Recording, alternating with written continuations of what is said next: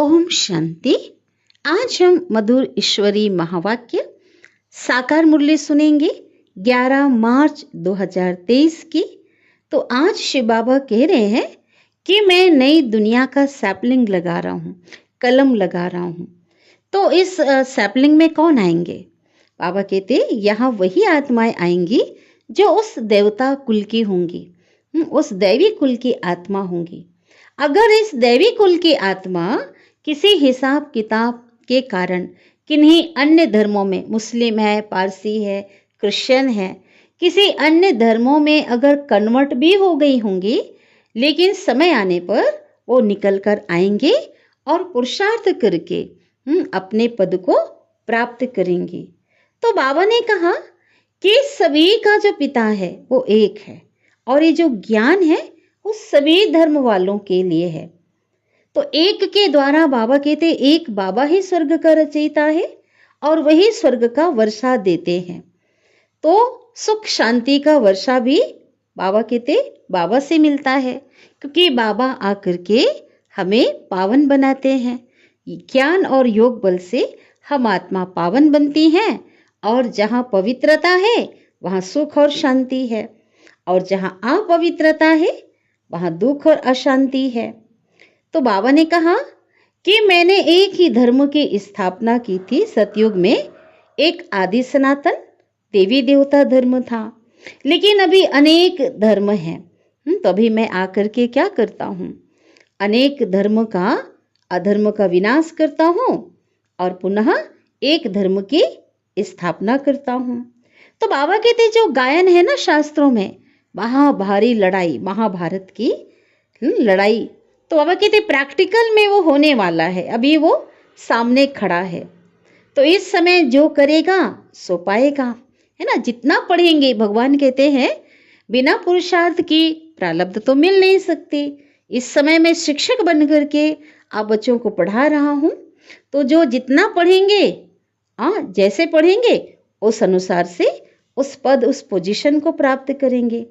और बाकी जो नहीं पढ़ेंगे, बाबा कहते अपने अपने जो कर्मों का जो हिसाब किताब है उसको चुकतू करके कहाँ जाएंगे? घर जाएंगे। तो अपने जब तक बाबा कहते अपने पापों के खाता को चुकतू नहीं करेंगे तब तक कोई भी घर नहीं जा सकता। तो बाबा कहते आप बच्चों को दो काम करना है, एक तो खाता को चुकतू करना है और नया खाता उस नई दुनिया के लिए पुण्य का खाता जमा करना है। इसलिए बाबा कहते निरंतर मेरी याद में रहो। जितना मेरी याद में रहेंगे उतना खाता पुराना जमा होगा, पुराना खाता खत्म होगा, भस्म होगा और नया जन्म होगा, जमा होगा। और जितना बाबा कहते हैं योग बल होगा, तो योग बल से क्या होगी? आयु भी बढ़ेगी, निरोगी काया मिलेगी। तो ये बाबा कहते हैं ये जो ईश्वरीय विश्वविद्यालय है यूनिवर्सिटी कम हॉस्पिटल है, ये विश्वविद्यालय भी है और यहाँ पे तुम निरोगी बनते हो, इसलिए क्या है, ये हॉस्पिटल भी है। डिग्री लेते हो यहाँ, इसलिए विश्वविद्यालय है। तो बाबा कहते हैं कि आप बच्चे जो हैं हमेशा रूहानी नशे में रहो, है ना, कि कौन मिला हमें, कौन पढ़ा रहा है। जितना आप रूहानी नशे में रहेंगे तो बाबा कहते सर्व प्राप्तियों का अनुभव करेंगे। अगर बाबा कहते कोई बात समझ में नहीं आती है तो बाबा से श्रीमत लो, किस हालत में हम क्या करें, है ना। तो बाबा क्या बताएंगे? समाधान बताएंगे। तो बाबा ने कहा कि वैसे तो बहुत अच्छी बात बाबा ने कही, जब आप यहाँ बैठते हो तो टांग पे टांग चढ़ाकर बैठना ये बहुत अच्छा है, राजाई की तरह। लेकिन आप बाबा कहते हैं अगर कोई नहीं बैठ सकता है तो कैसे भी बैठो, है ना, लेकिन मुझे याद करो, है ना, मुझे भूलना नहीं है। अभी जो कुछ चीज़ें निकल रही हैं बाबा कहते हैं वो 100 साल के अंदर ही सभी चीज़ें निकली हुई हैं। अभी तो हर चीज़ें बहुत रिफाइन होनी है। तो आगे बहुत पहले सस्ता अनाज था, है ना, अभी कुछ साल पहले, तो पहले बाबा कहते अंदाजा लगा सकते हो सतयुग में कितना सस्ता होगा। हर चीज वहाँ पे क्या होगा, सस्ती होगी। हर चीज वहाँ पे बाबा कहते सतो प्रधान होगी। तो आप बच्चों को क्या करना है, आप बच्चों को बाप, टीचर, सदगुरु जो एक में तीनों हैं, उन तीनों की मत पर चलना है। और जन्म जन्मांतर आप बाबा को पुकारते आए, याद करते आए कि हमें लिबरेट करो, हमें मुक्त करो। तो बाबा कहते चलो वो मुक्त करना है ना, मैं मुक्त करूँगा तो कहीं ले जाऊँगा ना, वो मुक्त करेंगे तो यहाँ छोड़ेंगे तो नहीं। तो बाबा कहते छुड़ा करके मैं कहाँ ले जाता हूँ, पहले आपको घर ले जाता हूँ आप बच्चों को, और उसके बाद जो बच्चों ने जिन बच्चों ने पुरुषार्थ किया है, जो योग्य बच्चे हैं, उनको नई दुनिया सतयुग में भेज देता हूँ। तो बाबा कहते हैं जो ज्ञान है ना, हर कोई समझ नहीं सकता, और बच्चों में भी ये जो दिव्य ज्ञान है, ये श्रेष्ठ ज्ञान है, इसकी धारणा किन्हें होगी? जिनके पास योग बल होगा, है ना। अगर योग पूरा नहीं होगा तो बुद्धि, बाबा कहते बुद्धि रूपी जो पात्र है वो दिव्य बन नहीं सकता, है ना, पवित्र नहीं बन सकता, तो उसमें जो ये दिव्य ज्ञान ठहर नहीं सकता। इसलिए बाबा कहते हैं ये ज्ञान जो अमृत है, ये आपकी बुद्धि में कब ठहरेगा? बुद्धि को श्रेष्ठ बनाओ, है ना। साथ ही बाबा ने कहा किसी को भी अगर तुम इस ज्ञान को यथार्थ रीति समझ करके अगर अच्छे से समझाते हो तो बहुत खुश होंगे। तो ये ज्ञान सभी के लिए बाबा कहते हैं, और उन्हें इस सच्चाई से अवगत कराओ। मिलिट्री वालों को भी ज्ञान दो, है ना, गीता ज्ञान। बाबा कहते हैं उनको, मिलिट्री वालों को गीता सुनाई जाती है और उनको ये कहते हैं कि अगर युद्ध के मैदान में अगर आप वीर गति को प्राप्त करते हो, है ना, अगर मरेंगे तो स्वर्गवासी होंगे। गीता सुनाते हैं, मुझे प्राप्त करेंगे। तो शिव बाबा कहते हैं ऐसा थोड़ी है कि आज जो है उस युद्ध में जा कर के कोई स्वर्ग में चला जाएगा। बाबा कहते हैं अभी जब तक मेरी श्रीमत पे चल करके आप पावन नहीं बनेंगे, मुझे याद नहीं करेंगे, तब तक बाबा कहते स्वर्ग में जाने के योग्य नहीं बन सकते। इसलिए अभी से शिव बाबा को याद करने की प्रैक्टिस करनी है, क्योंकि अनेक जन्म तो देहधारियों को याद किया। इसलिए बाबा कहते हैं घर में, परिवार में रहते हुए, संभालते हुए सबसे बुद्धियों घटाकर अब एक परमात्मा को याद करना है, और उसे याद करने की क्या करनी है? प्रैक्टिस करनी है। क्योंकि किसी चीज़ की जब प्रैक्टिस हो जाती है तो वो याद क्या हो जाती है? वो चीज़ सहज हो जाती है। तो बाबा कहते हैं मुझे भी याद करने का अगर अभ्यास कर लोगे ना, तो स्वतः ही बाबा की याद आएगी, और बाबा की याद भूलेगी नहीं, बहुत सहज हो जाएगी। तो बहुत प्यारी मुरली बाबा की चली है। तो अभी हम विस्तार से सुनते हैं आज के ईश्वरी महावाक्य को। आज की मुरली का सार है, मीठे बाबा कहते हैं, मीठे बच्चे, ज्ञान और योग बल से पुराने पापों के खाते को चुकता कर नया पुण्य का खाता जमा करना है। योग बल से एवर हेल्दी वेल्दी बनना है। प्रश्न है आज की मुरली का, संगम युग की विशेषताएं कौन सी है जो सारे कल्प में नहीं हो सकती है? फिर से प्रश्न रिपीट करते, संगम युग की विशेषताएं कौन सी हैं जो सारे कल्प में नहीं हो सकती हैं? उत्तर है संगम युग पर ही 5000 वर्ष के बाद आत्मा और परमात्मा का प्यारा मंगल मिलन होता है। यही समय है बाप से बच्चों के मिलने और वर्षा लेने का। बाप सभी आत्माओं के लिए इसी समय ज्ञान देते हैं, सबका लिबरेटर बनते हैं, अर्थात सभी को दुखों से, विकारों से मुक्त करते हैं, छुड़ाते हैं। संगम युग पर ही देवी देवता धर्म की सैपलिंग लगती है, कलम लगता है। जो दूसरे धर्म में कन्वर्ट हो गए हैं वह निकल आते हैं। दैवी कुल की जो आत्माएं हैं, बाबा कहते किसी कर्मों के हिसाब किताब के कारण अन्य धर्मों में चले गए हैं ड्रामानुसार, तो बाबा कहते समय अनुसार वो निकल आते हैं। सभी अपना अपना पुराना हिसाब किताब चुकतू कर वापिस आते। कहाँ वापिस आते? घर। ऐसी विशेषताएं और किसी भी युग की नहीं है। ओम शांति। परमपिता शिव नाम जरूर लेना है। परमात्मा अथवा खुदा, गॉड तो बहुत ही कह देते हैं, परंतु फादर का नाम जरूर चाहिए। फादर का पिता का नाम ही है शिव। निराकार है ना, आत्माएं भी वास्तव में निराकार है। यहाँ आकर के इस सृष्टि पे आकर साकार बनती है। पार्ट बजाने के लिए आत्मा शरीर धारण करती है। कहा जाता है परम पिता परमात्मा वहां से बच्चों को अथवा प्रीसेप्टर को, धर्म गुरुओं को भेज देते हैं पार्ट बजाने के लिए। अब गॉड फादर जब कहते हैं तो मनुष्य की बुद्धि में लौकिक बाप नहीं आएगा, है ना। उस समय शरीर का पिता नहीं आएगा, उस ईश्वर की, भगवान की ही याद आएगी। वह तो अपने बच्चों का फादर है ना। कौन? लौकिक जो पिता है, शरीर को जन्म देने वाला पिता अपने बच्चों का पिता है। परंतु हे परम पिता जब कहते हैं तो सबकी जो बुद्धि है ऊपर चली जाती है। आत्मा ही याद करती है ना अपने परम पिता परमात्मा को। जिस्मानी फादर को भी आत्मा ही याद करती है। भाई हर शरीर में कौन है विराजमान? तो आत्मा है ना। तो याद करने वाली कौन है? आत्मा है।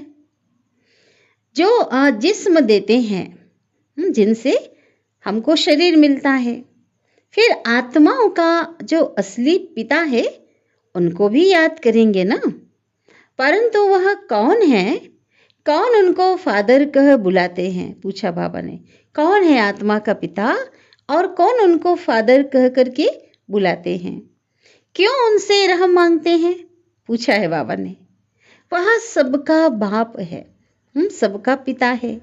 यह तो सब जानते हैं, लेकिन अगर सब बाप ही बाप है तो फिर यह पुकार सिद्ध नहीं होती, है ना। कौन सी पुकार?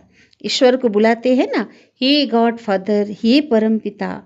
तो जब अगर लोगों की बुद्धि में सर्वव्यापी का ज्ञान है, अगर ईश्वर को सर्वव्यापी कहते हैं, सबके अंदर ईश्वर का वास समझते हैं, ईश्वर का रूप समझते हैं, तो बाबा कहते हैं फिर जो है क्यों उनसे रहम मांगते हैं? फिर तो यह पुकार सिद्ध नहीं होती है ना, क्योंकि सब पिता हो गए। भाई सभी बाप ही बाप हैं। कहते हैं परमात्मा ने ही सब कुछ दिया है। किसी का की संतान होती है, बच्चा होता है, तो कहते हैं ये बच्चा भी परमात्मा ने दिया है। तो गॉड को जरूर याद करते रहते हैं ना, पुकारते हैं, ईश्वर को याद करते। आ करके हमको पावन बनाओ, लिबरेट करो, है ना, छुड़ाओ। किनसे? इन दुखों से मुक्त करो, दुखों से छुड़ाओ। तो जरूर दुखों से छुड़ाकर कहाँ तो ले जाएंगे ना। सभी को लिबरेट कर कहाँ ले जाते हैं? बाबा कहते जब छुड़ाने की बात आती है, सभी आत्मा ईश्वर से कहते हैं हमें छुड़ाओ दुखों से। तो बाबा कहते हैं अब छुड़ा करके कहीं तो ले जाएंगे ना। सभी को लिबरेट करके, छुड़ा करके बाबा कहते शांति धाम, जो आत्माओं का असली घर है, वहाँ, और सुख धाम, उस दैवी सृष्टि में ले जाते हैं। कल्प कल्प कल्प के संगम युग पर ही बाबा आते हैं, है ना। 5000 वर्ष के चक्र में संगम युग पर बाबा आते हैं। ऐसे नहीं कि बीच में आते हैं। बाबा कहते द्वापर में मैं नहीं आता हूँ, बीच में नहीं आता हूँ। सबको ले जाने के लिए तब आएंगे जब नाटक पूरा होना है। और नाटक पूरा कब होता है? बिल्कुल कल्प के अंत में। 5000 वर्ष का जो चक्र है पूरा होने को होता है, तभी नाटक पूरा होता है। तो बाबा कहते हैं मैं आता भी एक ही बार हूँ, मुझे कोई घड़ी घड़ी आना नहीं पड़ता है।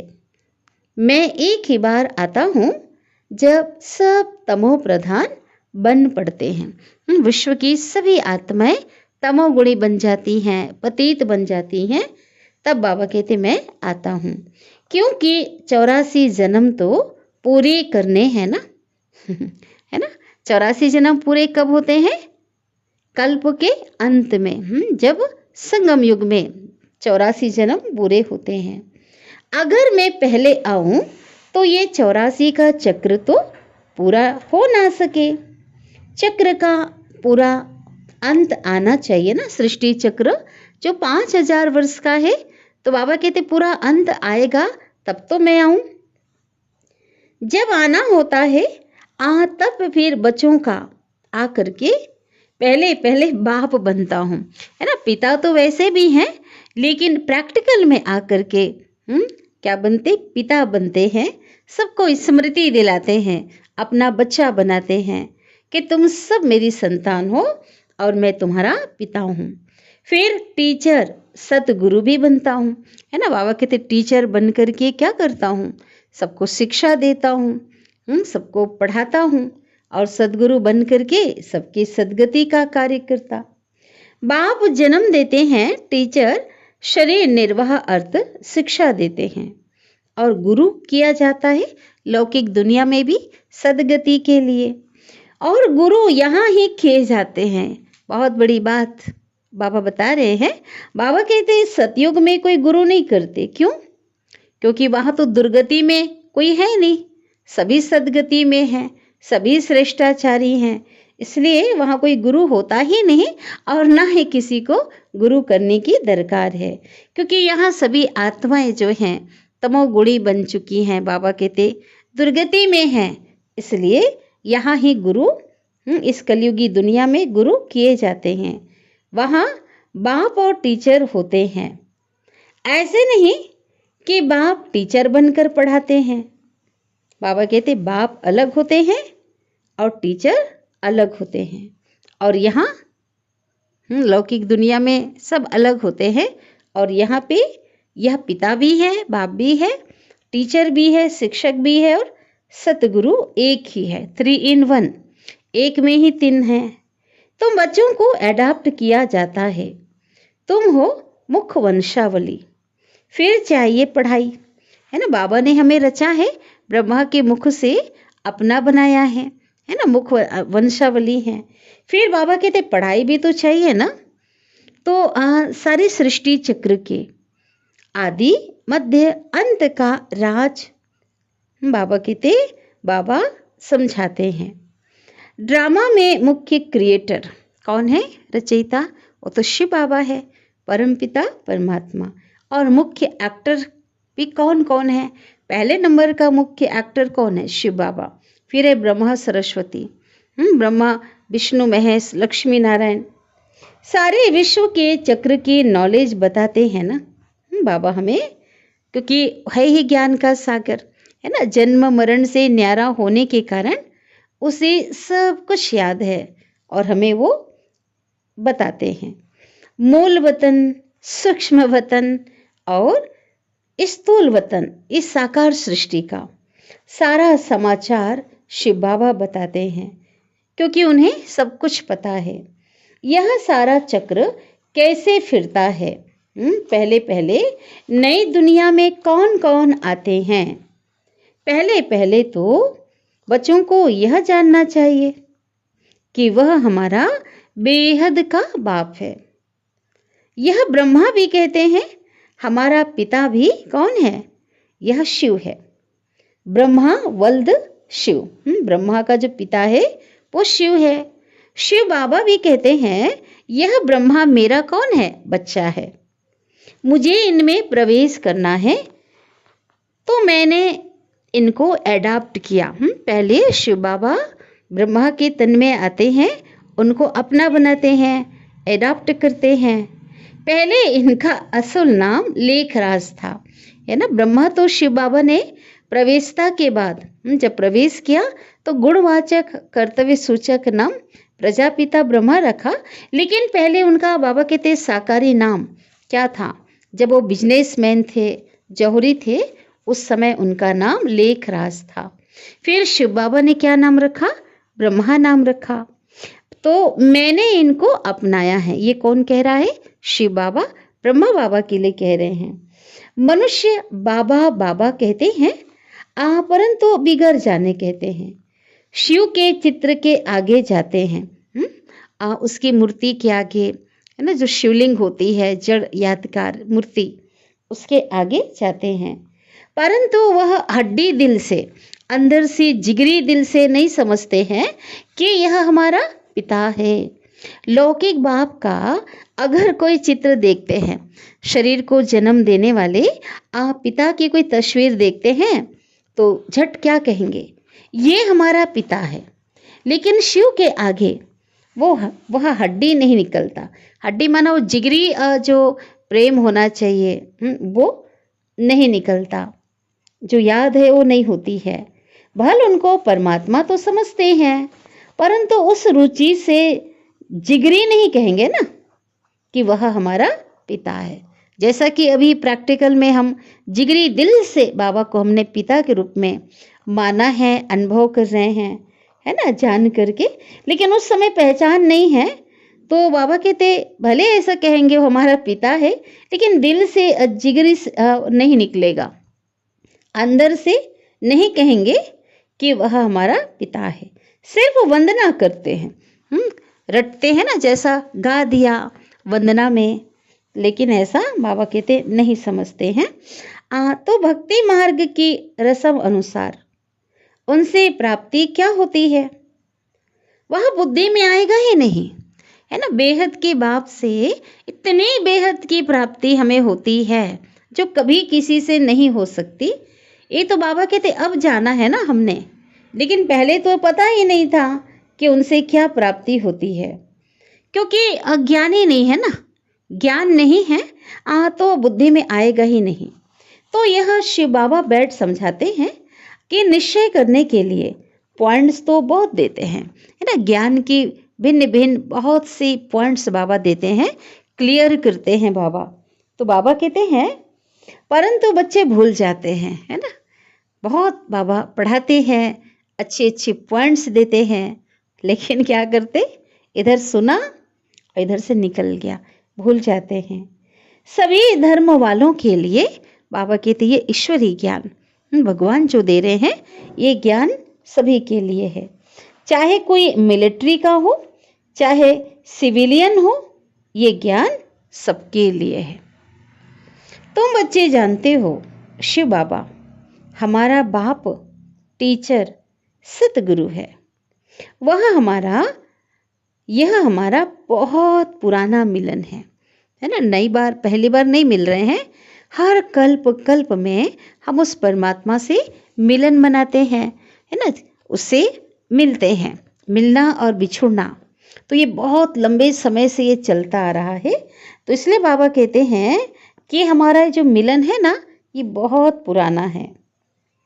5000 वर्ष के बाद आए हैं, है ना। कितने दिनों बाद मिल रहे हैं? 5000 वर्ष बाद। इसे आत्माओं और परमात्मा का प्यारा मंगल मिलन कहते हैं। परम पिता परमात्मा आकर के सभी आत्माओं से मिलते हैं। इस समय ही सबका लिबरेटर बनते हैं, है ना, मुक्तिदाता बनते हैं, सबको छुड़ाते हैं। सभी तो शिक्षा नहीं लेंगे ना। आज देखो पूरी विश्व में कितनी आत्माएं हैं, तो कोटों में कोई ही आकर के वो शिक्षा लेगा ना, ज्ञान लेगा।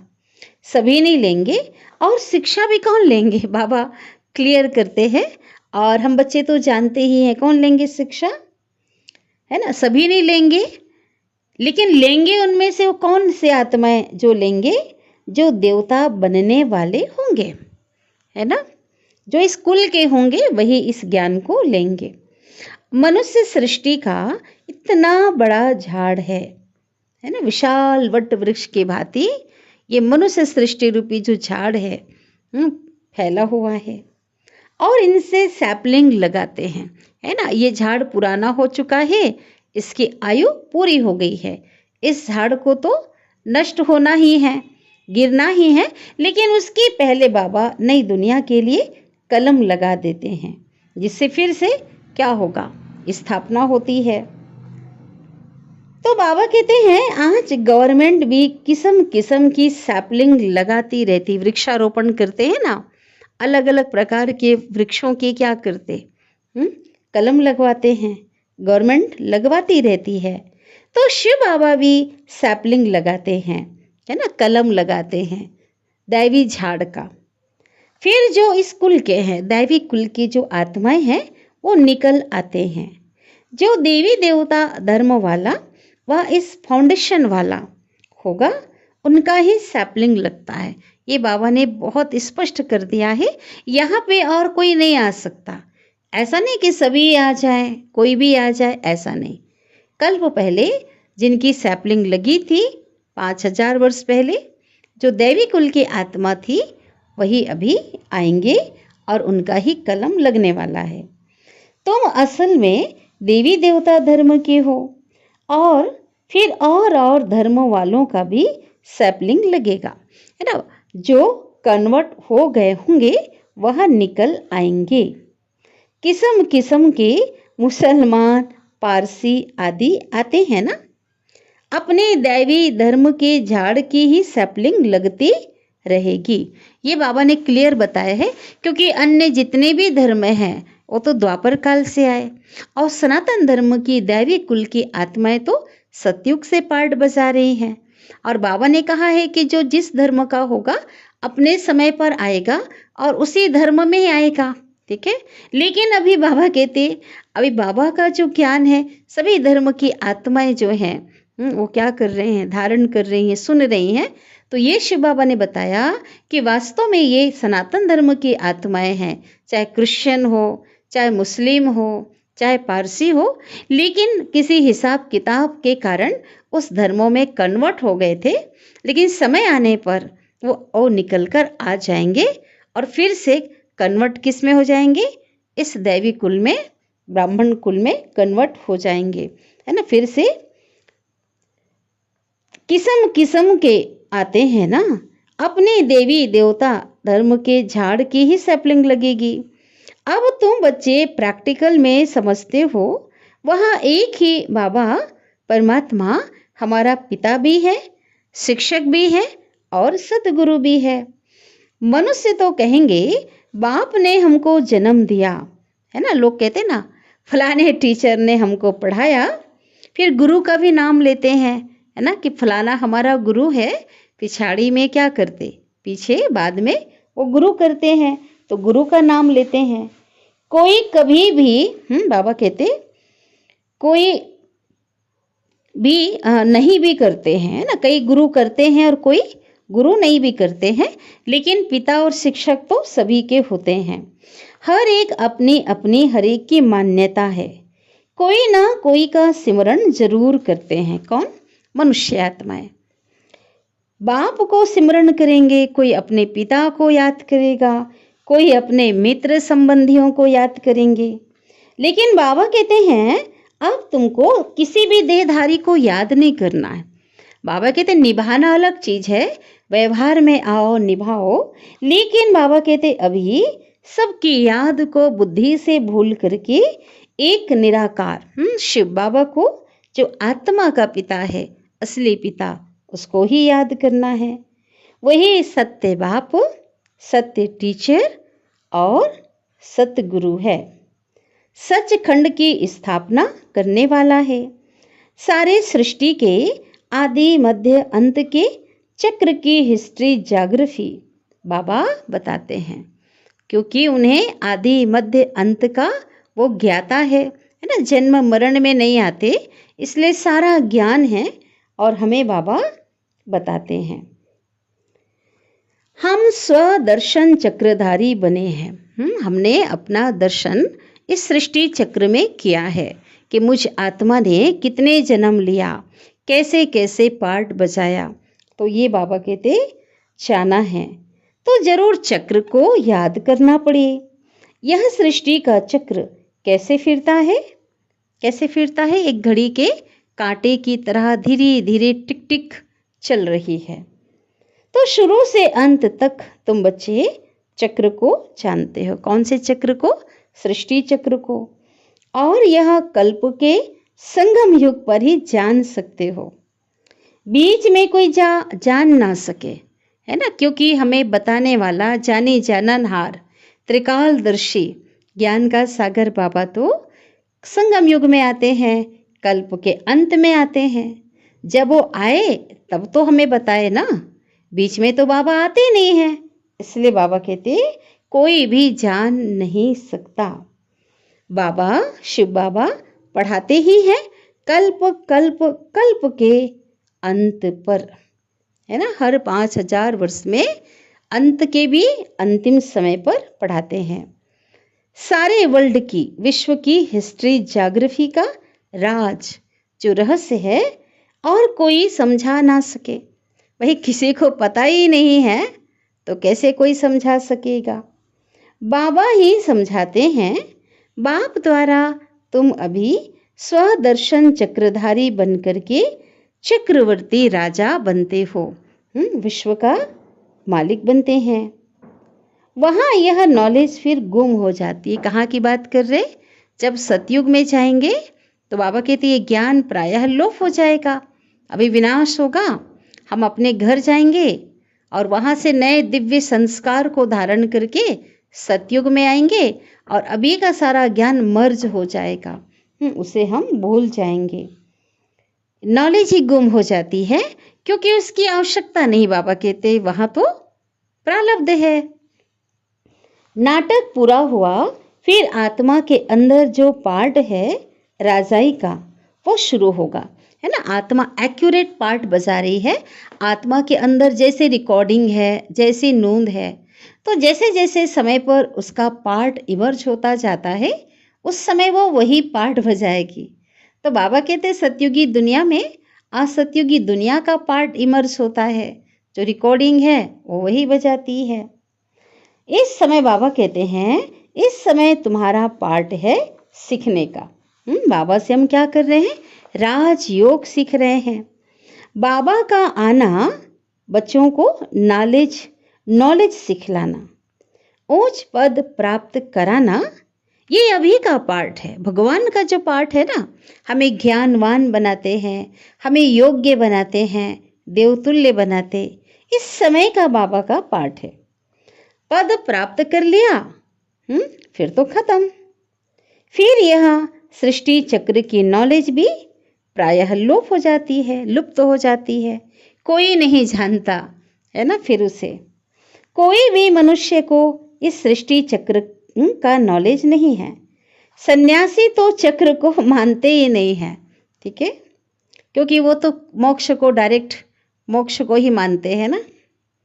झाड़ को देख कर कहते हैं जब सन्यासियों को परमात्मा का ये ज्ञान दिया जाता है, मनुष्य सृष्टि रूपी झाड़ के बारे में जब बताया जाता है तो शिव बाबा कहते हैं ये तो कल्पना है। तो तुम बच्चों को भी धारणा करनी है। किसकी धारणा? ज्ञान की। बाबा जो हमें सृष्टि चक्र का ज्ञान देते, आदि मध्य अंत का ज्ञान देते हैं, इसे बुद्धि में क्या करनी है? धारण करनी है। तो बाबा कहते धारणा कब होगी? जब योग पूरा होगा। अगर योग पूरा नहीं होगा तो ये ज्ञान की धारणा नहीं हो सकती, क्योंकि योग के द्वारा ही बुद्धि रूपी पात्र, है ना, शुद्ध बनता है, पवित्र बनता है, और उस पवित्र बुद्धि में ये दिव्य ज्ञान ठहर सकता है, उसकी धारणा हो सकती है। तो यह भी ज्ञान अमृत बच्चों को मिलता है। कहते हैं ना, शेरनी का दूध सोने के बर्तन में ठहर सकता है, इसी प्रकार ये ज्ञान अमृत भी बच्चों को मिलता है। बर्तन लोहे से बदलकर सोने का होगा, माना तमोगुणी से जब सतो प्रधान जो आत्मा बनेगी तो बाबा कहते हैं तभी धारणा होगी। इसमें अच्छा पुरुषार्थ किया जाता है। कौन सा पुरुषार्थ? याद का। परमात्मा को जितना याद करेंगे बुद्धि उतनी ही दिव्य और शुद्ध बनती जाएगी। बहुत सहज है वर्ल्ड की हिस्ट्री और ज्योग्राफी को जानना, विश्व का इतिहास भूगोल को जानना। बाबा कहते बहुत सरल है। सतयुग में कौन राज्य करते थे? कौन राज्य करते थे? श्री लक्ष्मी विश्व महाराजन, लक्ष्मी और नारायण। कितना समय राज्य किया?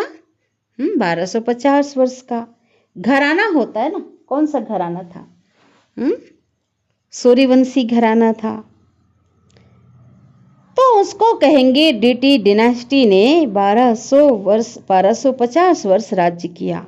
अब बाबा आगे पूछ रहे हैं क्वेश्चन मार्क, अच्छा राज्य किया तो क्या लड़ाई से राज्य लिया? कैसे लिया राज्य? क्या कहेंगे? नहीं, लड़ाई से नहीं लिया। तो कैसे लिया? अभी के पुरुषार्थ की प्रारब्ध पाई। इस समय भगवान हमें पढ़ा रहे हैं, राजयोग सिखा रहे हैं, श्रेष्ठ पुरुषार्थ करा रहे हैं, और जैसा पुरुषार्थ किया उसकी प्रारब्ध ही क्या मिली? राजाई।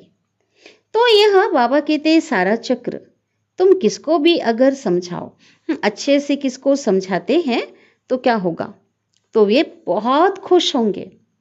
भल कोई मिलिट्री के हों, दिल्ली में आते थे ना, है ना, दिल्ली में मिलिट्री वाले भी बाबा के पास ज्ञान सुनने आते थे, अभी भी कई स्थानों पर आते हैं। तो उन्हों को भी बाबा समझाते थे ना कि तुमने सुना है ना, हाँ, मिलिट्री वालों के लिए, कि जब गीता सुनाई जाती है तो उसमें भगवानुवाच है, ऐसा लिखा है भगवानुवाच। भगवान कहते हैं जो युद्ध के मैदान में मरेंगे वह मुझे प्राप्त होंगे। तो उनको युद्ध में जब जाते हैं ना तो इसको सुनाया जाता है, उनके अंदर उमंग उत्साह भरा जाता है कि आप वीर गति को प्राप्त होगे तो स्वर्ग में चले जाओगे। तो शिव बाबा कहते हैं ऐसे नहीं कि सिर्फ गीता पढ़ते व सुनते हैं तो स्वर्ग में चले जाते हैं। बाबा कहते हैं ऐसा तो है ही नहीं भाई, स्वर्ग में जाने के लिए पुरुषार्थ करना पड़ेगा। तुमको अगर स्वर्गवासी बनना है, बाबा से वर्षा लेना है, तो बाबा को याद करो और श्रीमत पर चलो, उनके डायरेक्शन पर, उनके निर्देशानुसार चलना पड़े। तो यह ज्ञान अभी ही मिलता है क्योंकि अभी स्वर्ग के द्वार खुलते हैं, है ना। इसी समय अभी तक स्वर्ग का द्वार बंद था और इस समय बाबा आकर के खोलते हैं। यह ज्ञान अभी के लिए ही है। शिव बाबा को याद करने की प्रैक्टिस करनी है। क्यों प्रैक्टिस करनी है? अगर क्योंकि कोई चीज़ की अगर प्रैक्टिस होती है तो बहुत सहज हो जाता है, उस कार्य को करने में कोई मेहनत नहीं लगती है ना। इसलिए बाबा कहते बाबा को भी याद करने की प्रैक्टिस करनी है ताकि याद क्या हो जाए, सहज हो जाए। अभी बेहद का बाबा शिव बाबा समझाते हैं, कहते हैं मुझे याद करो। उस गुरु के बदले एक शिव बाबा को याद करना पड़े, क्योंकि वो शिव बाबा गुरुओं का महागुरु है, सदगुरु है ना। गुरु अनेक हैं और सदगुरु तो एक है और एक ही सदगति दाता है, इसलिए एक को ही याद करना है। मेहनत है ना, वह बाप अब सभी का एक ही है, उस द्वारा ही स्वर्ग का वर्षा मिल सकता है। किसके द्वारा? जो रचयिता है। शांति सुख का वर्षा उनसे मिलता है। यह समय है ही बाप द्वारा बाप से मिलने का अथवा वर्षा पाने का। सतयुग में था ही एक धर्म, तो अनेक धर्म विनाश और एक धर्म की स्थापना का काम परम पिता परमात्मा का ही है, दूसरा कोई कर ना सके। जो बाप द्वारा पढ़ते हैं, राजयोग सीखते हैं, वह स्वर्ग में चले जाते हैं, है ना। स्वर्ग में कोई युद्ध में वीर गति को प्राप्त होने के बाद नहीं जाते। भगवान से जो पढ़ते हैं, अपने को योग्य बनाते हैं, राजयोग सीखते हैं, वही स्वर्ग के योग्य बनते और वहाँ चले जाते हैं। तो शिव बाबा आगे कहते हैं, तुम जानते हो अभी तो कलयुग का अंत है और महाभारत की जो लड़ाई है ना, वो भी सामने खड़ी है ना। प्रैक्टिकल में अभी वो समय है, तो जो पढ़ेंगे वही पद पाएंगे, बाकी सब हिसाब किताब चुकतू कर वापिस चले जाने वाले हैं। तुमको अभी प्रैक्टिकल में अपने पापों का खाता चुकतू कर पुण्य का खाता जमा करना है। जितना जितना ज्ञान और योग में रहेंगे तो पुराना खाता भस्म होकर नया खाता जमा होता जाएगा। योग बल से तुम्हारी आयु बढ़ेगी। तुम एवर हेल्दी और वेल्दी बनते जाएंगे, धनवान बनेंगे। पहले निरोगी बनेंगे, हेल्दी बनेंगे सदा के लिए, और वेल्दी अर्थात वेल्दी धनवान बनते जाएंगे। हेल्थ वेल्थ कहते ना, ज्ञान और योग से दोनों मिलते हैं, हेल्थ और वेल्थ। यह तुम्हारे लिए हॉस्पिटल भी है और कम यूनिवर्सिटी कॉलेज भी है ना, क्योंकि यहाँ पे आत्मा के अंदर जो विकार हैं, जो बुराइयों की विकारों की बीमारी लगी हुई है, उसका इलाज भी कहाँ होता है? यहाँ ही होता है। उन बुराइयों से हम विकारों रूपी, बुराइयों रूपी जो बीमारी जो आत्मा की है, उससे यहाँ ही हम मुक्त होते हैं। हॉस्पिटल है और कॉलेज है, क्योंकि डिग्री ले रहे हैं, है ना। मनुष्य से देवता बनने की पढ़ाई भी पढ़ रहे हैं। वास्तव में सच्ची सच्ची यूनिवर्सिटी तो यह है। गवर्नमेंट की जो यूनिवर्सिटी है उनको यूनिवर्सिटी नहीं कहेंगे, क्योंकि यूनिवर्स तो सारे विश्व को कहा जाता है ना। तो विश्व की उस यूनिवर्सिटी में विश्व की कोई नॉलेज तो है नहीं। जो कुछ भी पढ़ाई पढ़ते हैं वहां तो हद की है। कितनी हदें डाल दी हैं।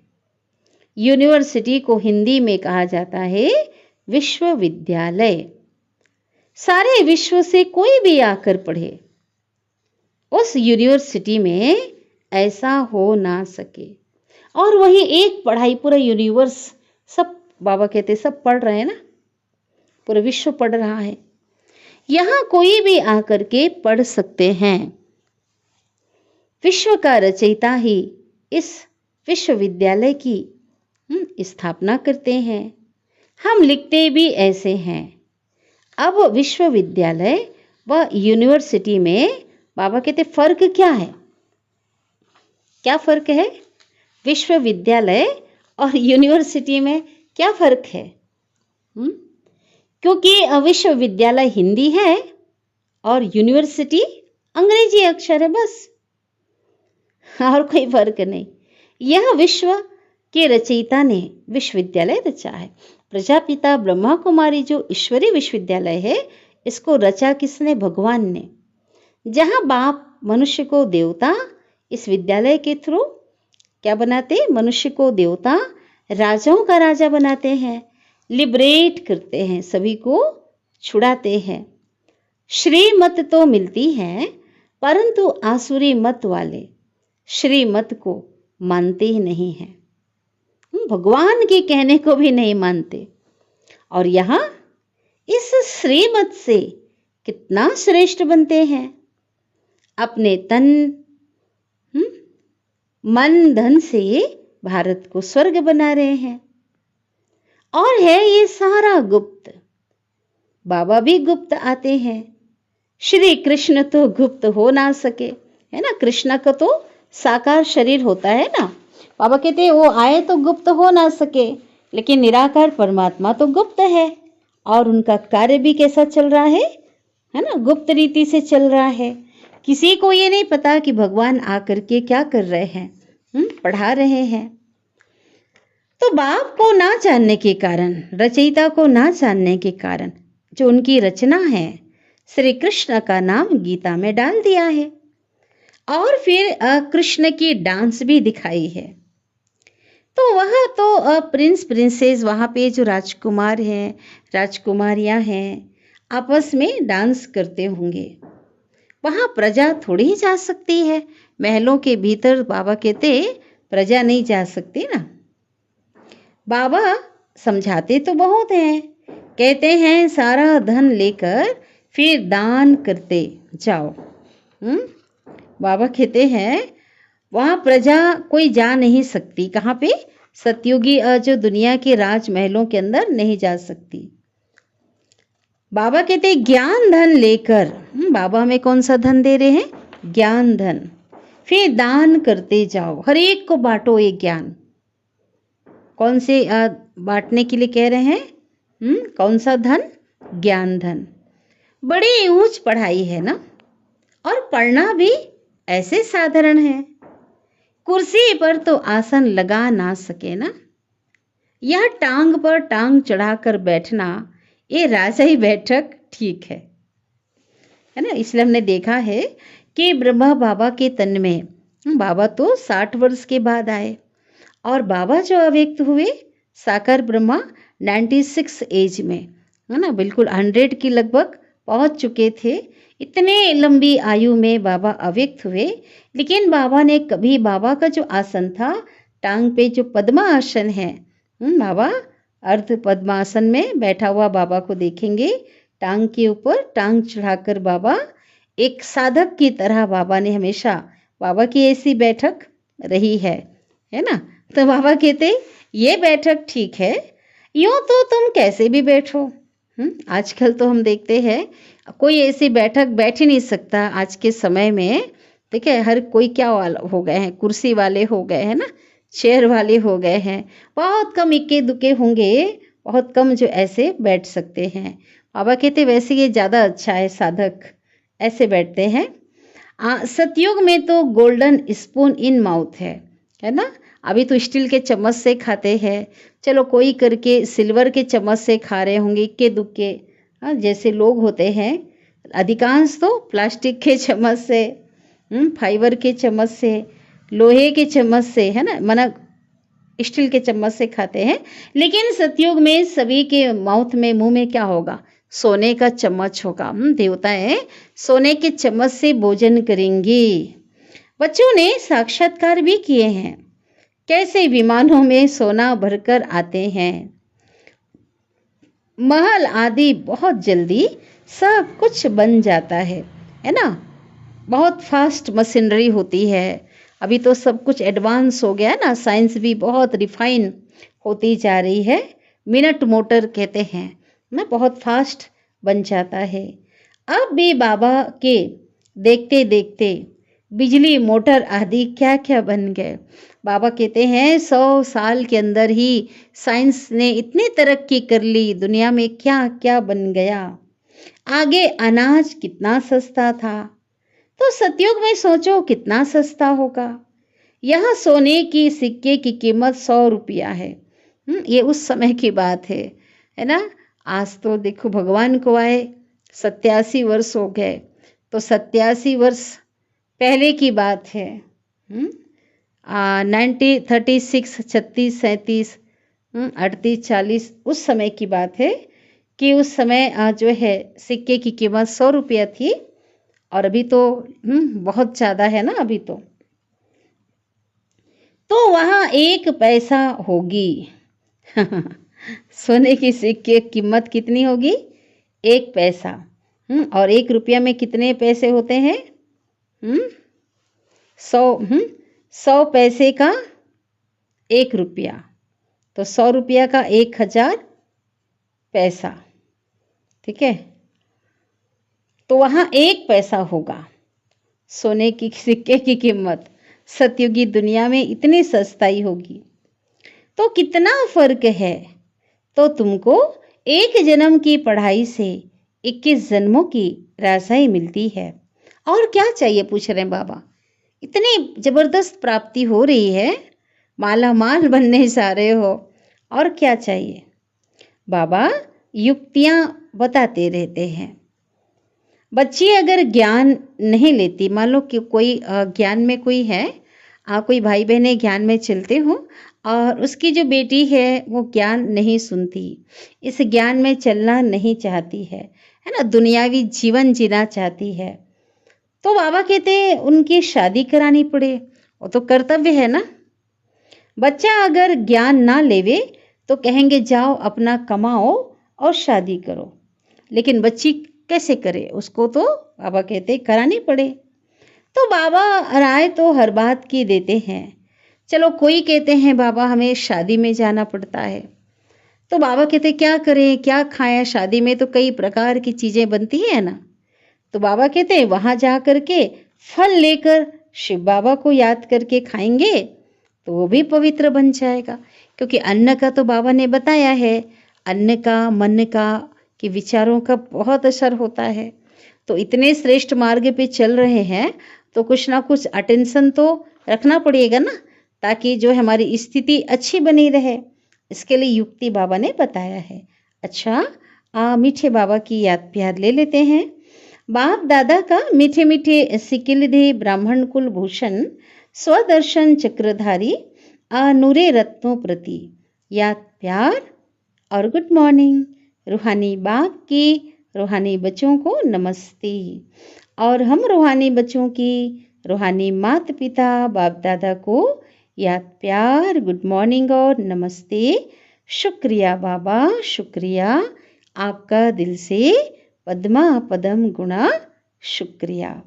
धारणा के लिए मुख्य सार, पहली पॉइंट है, बाप से जो ज्ञान धन लिया है उसका दान करना है ना, क्योंकि जितना धन दान करेंगे उतना बढ़ता जाएगा, उतनी प्राप्ति संपन्न बनेंगे। गुप्त रीति पढ़ाई पढ़कर 21 जन्मों की रसाई लेनी है। दूसरी पॉइंट है, और सबकी याद भुला करके एक बाप को, शिव बाबा को, जो सत्य बाप, सत्य टीचर और सदगुरु है, उसी रूप में उनको याद करना है ना। तीनों संबंध में बाबा कहते संबंध से याद करो। सदगुरु बाबा हम बच्चों को वरदान दे रहे हैं। आज का वरदान है, रूहानी नशे द्वारा दुख अशांति के नाम पर, के नाम निशान को समाप्त करने वाले सर्व प्राप्ति स्वरूप भव है ना। रूहानी नशे द्वारा दुख अशांति के नाम निशान को समाप्त करने वाले सर्व प्राप्ति स्वरूप भव। विस्तार है, रूहानी नशे में रहना अर्थात चलते फिरते आत्मा को देखना। ठीक है, यह रूहानी नशे में रहना। वह आत्म अभिमानी रहना। इस नशे में रहने से सर्व प्राप्तियों का अनुभव होता है। प्राप्ति स्वरूप रूहानी नशे में रहने वाली आत्मा के सब दुख दूर हो जाते हैं। दुख अशांति का नाम निशान नहीं रहता। क्यों? क्योंकि दुख और अशांति की उत्पत्ति अपवित्रता से होती है। जहाँ अपवित्रता नहीं है वहाँ दुख अशांति कहाँ से आई? क्योंकि कहते हैं ना, पवित्रता सुख और शांति की जननी है। जहाँ माँ होगी वहाँ बच्चे तो स्वतः ही होंगे। तो बाबा कहते जो पावन आत्माएं हैं, जो पवित्र आत्माएं हैं, उनके पास सुख और शांति स्वतः ही है। ठीक है। स्लोगन, जो सदा एक की लगन में मगन है वही निर्विघ्न है। ठीक है, बहुत गहरी पॉइंट है। तो एक की लगन में मगन हो जाए तो विघ्न भी बाय बाय करके चला जाएगा, क्योंकि उसको आने का अवसर ही नहीं मिलेगा, है ना। जहाँ कभी जो ब्रेक होता है ना, जहाँ खाली स्थान होता है वहीं पे माया की प्रवेशता होती है। इसलिए बाबा ने कहा, एक की लगन में सदा मगन रहो, सदा खोए रहो। तो किसी भी प्रकार के विघ्न से, समस्याओं से, परिस्थितियों की चोट से क्या होंगे? सेफ हो जाएंगे, बच जाएंगे। तो बहुत मीठी प्यारी हमने बाबा की वाणी सुनी। अच्छा, ओम शांति।